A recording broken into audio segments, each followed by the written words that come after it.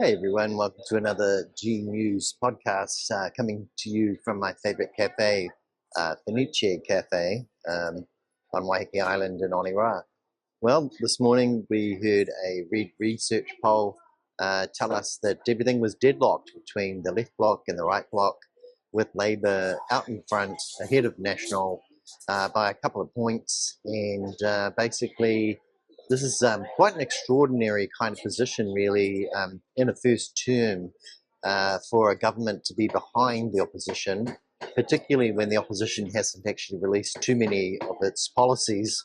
Most of the policies so far are really about repealing the damage done that overrides things like local voice, care for the environment, and things that have attacked the Te Treaty, the foundations of this country, under a kind of a neoliberal attack on the values of most New Zealanders.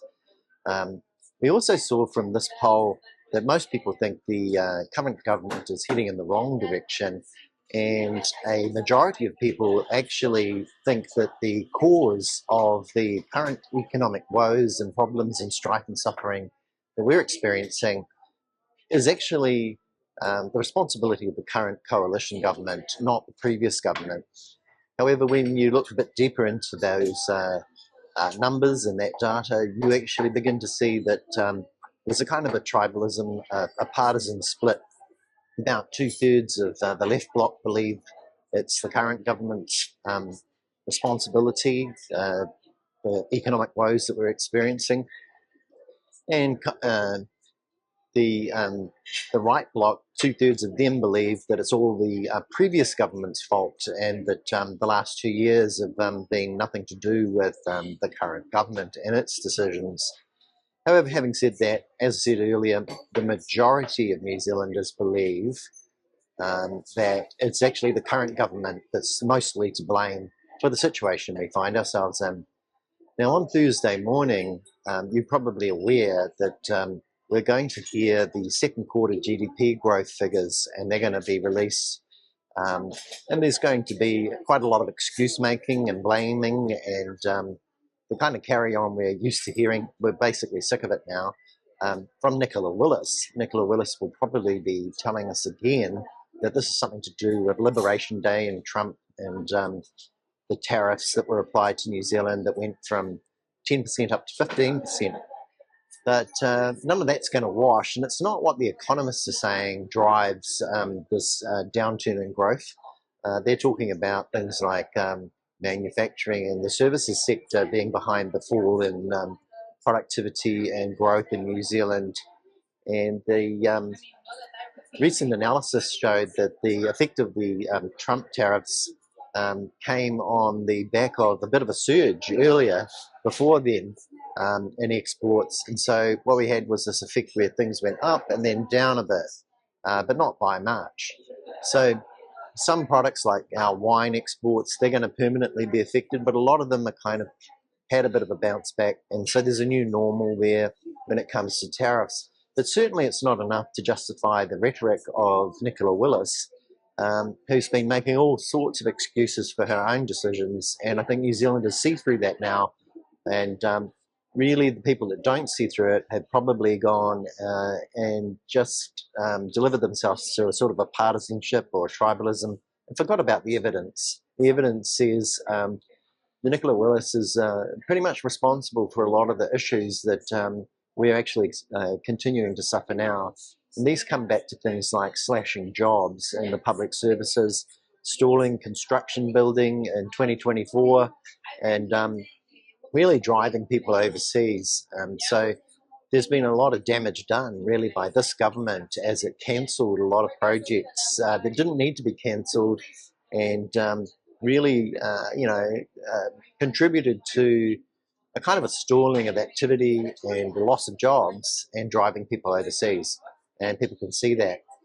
Commentary from various economists also lend some weight to this. We often hear people on the right wing saying things like, "Oh well, it was overspending and overstimulus during COVID that caused all of the problems. So the Reserve Bank overstimulated the economy, and now we're paying for it now, and it's all the previous government and the previous Reserve Bank governor that's to blame. But you've got very highly respected economists at Auckland University who study these matters and know a lot more than your average troll on the internet, saying, look, no, like he's over that kind of talk from the right wing. Basically, we've got a situation where National encouraged much higher wage subsidies during COVID, and they pushed up everything, and they agreed with the wage subsidy and all the debt and everything that was caused. And this area is basically not talked about by the people that come to G News now and say it's all Labor and Greens and TPM's fault, and you wouldn't want to go back there. They don't look at that evidence. They're not aware. They're kind of embarrassing, a little bit cringy, really. And often I don't say anything out of a kind of a lack of interest, because the arguments aren't based on evidence and they don't stack up, and it's a waste of time and energy arguing with people round and round in a circle.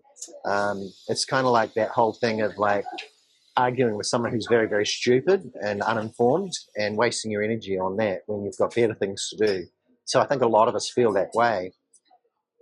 Having said that, when it comes to the disagreements that we have with people who are uninformed, we've got a situation where TVNZ kind of really went there this morning about the world is becoming more polarized and more tribal as we see these kind of policies on the right wing that are quite violent. You've got people living in cities in the United States where the troops are being sent in, and you've got people being abducted and taken to camps now.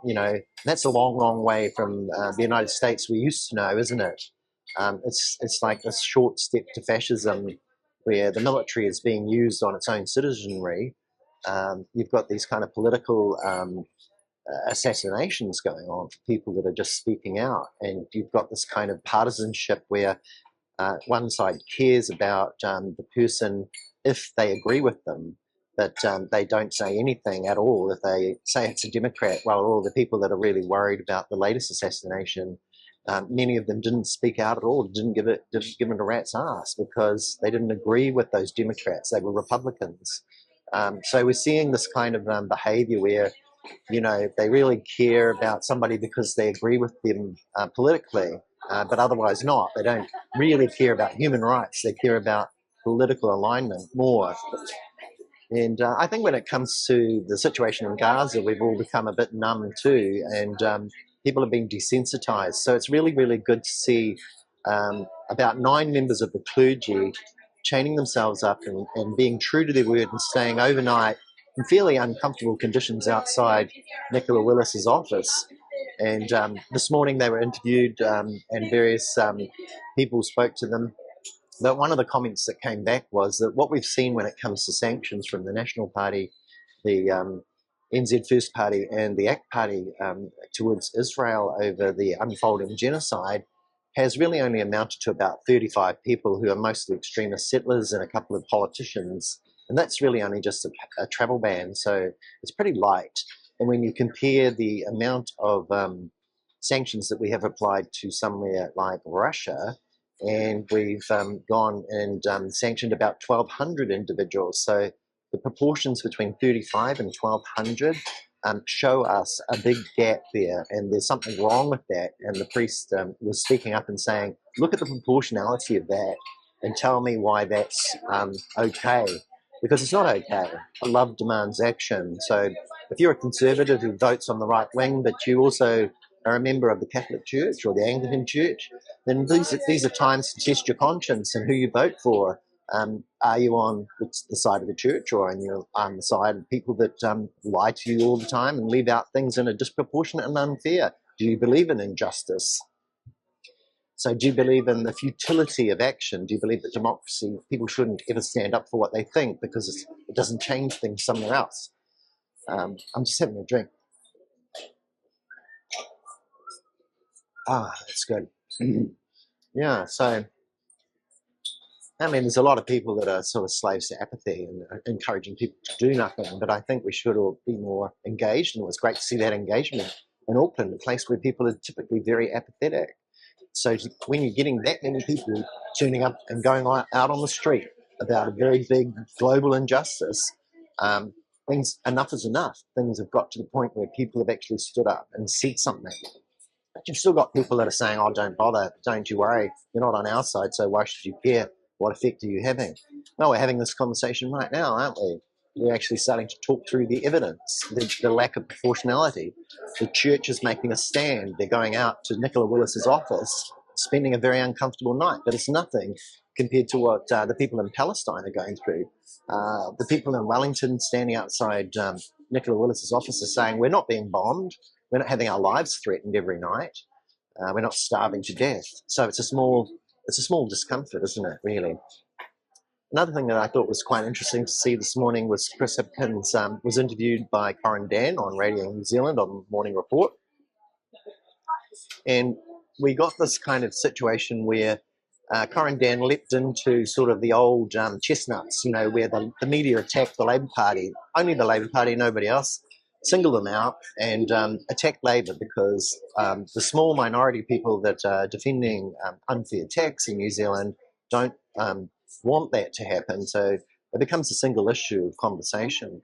And Chris Hipkins pushed back on Corin Dan and said, look, there are many, many other issues other than tax, and media are quite obsessed with this one single issue they got between their teeth. And Corin Dan was trying to argue, well, look, it is controversial. You've gone and tried to do this capital gains tax before.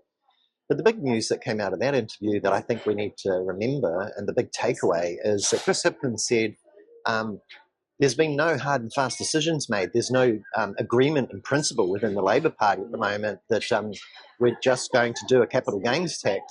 So that caused some eyebrows to raise because Corin Dan had believed in a couple of pretty far-fetched speculations, probably from a colleague over at the Post about a month ago that sort of said, well, look, somehow or another this was all cut and dry. It wasn't going to be a wealth tax. It was just going to be a capital gains tax. And it turns out all that's fake news and that the media have gone and run off with the smell of an oily rag, basically, and kind of not looked at the data and the evidence and misled the country again with their quick takes and reckons. So you've got to come back to the evidence and just be patient. There are many other issues, and Chris Hipkins said we're going to see policy from the Labour Party over the next 6 to 12 months, you know, starting to come through, and he's given us a general idea what areas they will be in. But we're not hearing anyone ask other parties like the Ag Party for their election policies right now. We're not hearing what are the policies of the National Party. We don't hear that relentless thing week after week after week of nagging and moaning and groaning. And that's very unfair, and the media, you know, never look at the unfairness of their focus here. They just, they seem to be advocating on behalf of the minority that want to maintain unfair status quo when it comes to tax and single that one issue out. But there's all these other issues, aren't there, that affect us, like jobs, you know, all those jobs, all those thousands of people competing for the same job, all those people that are going to be made unemployed by Nicola Willis because she's running an $8.5 billion deficit over the next few years, and the only way to actually recover from that is either to grow the economy or cut more jobs, cut more jobs from public service, merge departments into each other, stretch resources, lower the standard of public services, and ignore the advice to the contrary. So we're often seeing this government ignore everybody's advice and just carrying on anyway, regardless, and then denying that there's a problem, using excuses like there's a range of views. There's a range of views, therefore whatever we choose to do, which is morally incorrupt, bankrupt or wrong, or have severe consequences on a lot of people and communities, they can just bulldoze over that and say, well, there's a range of views. So some people, maybe a minority, agree with them. But, you know, this is the way in which political operators aren't held to account if the media is quite weak and those kind of things steamroll through. Yesterday we saw a shocking press conference after Cabinet had made a principled decision on the state of Palestine, and they're not telling us anything. It's a shocking case really of a lack of transparency from this current government, who know what they're going to do pretty much, but haven't even gone as far as to tell us what the process is. They won't explain what Winston Peters needs to do over at the United Nations next week that necessitates that he doesn't say anything yet. What factors, what information does he need to wait for before he can actually announce anything? And I mean, it boils down to the possibility that he's asking permission or trying to fathom out reaction from other players to know whether he can get away with what the right-wing government here is trying to actually pull off. We saw David Seymour about half an hour ago come out and say, look, the problem with Palestinian statehood comes back down to who would be the government, what would be the borders, all of these kind of things that are thrown up to say, look, let's stay specific. Let's not give a time frame. Let's not commit to anything. Let's keep this open-ended until there's no Palestine at all, and things just get worse. And the strategy from the party seems to be to just ignore all the lives in Palestine, like let that state of things get worse until there's absolutely no way that anything can be done. And prevail upon Christopher Luxon, prevail on every National Party voter, lead the way, lead him by the nose, and convince Winston Peters and the small minorities under MMP that the unfolding genocide should just continue, and we shouldn't really rock the boat. We should put up these abandonment prerequisites that are pretty impossible, really, to put in place, and just sort of stay there, like never really. Let's never ever do it. Let's just say when, but never actually say by this month, by this time, and put a stake in the ground, because we don't care about human life if you vote for ACT. And that's I think what we're seeing from Grant Beale and a lot of other people like Derek and co that post on G News. They just don't care about human life. They don't care about fairness or justice or any of these other kind of things. It's a political bias has actually overtaken all of their morality. And I think, with respect, I don't respect you. And I'll just say so in a respectful way for not caring about the lives of other people.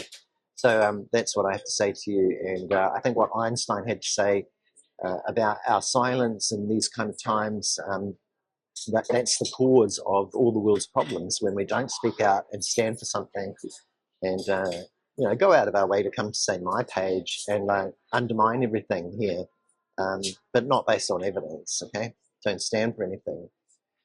So, yeah, there are plenty of other topics that are also unfolding today, but that's basically all I really wanted to say here in Finiche on Oniroa, the main drag of Waiheke Island, and I'll probably leave it there. I believe we're going to get a few more people on to G News soon, doing podcasts and having a chat with me, put the word out on the street, to kind of have some more conversation. So I'm looking forward to talking to some more politicians and potentially some more activists soon. So there's that to look forward to. So anyway, have a wonderful Tuesday, and I'll talk to you all again pretty soon. And that's all from me for now. See you later.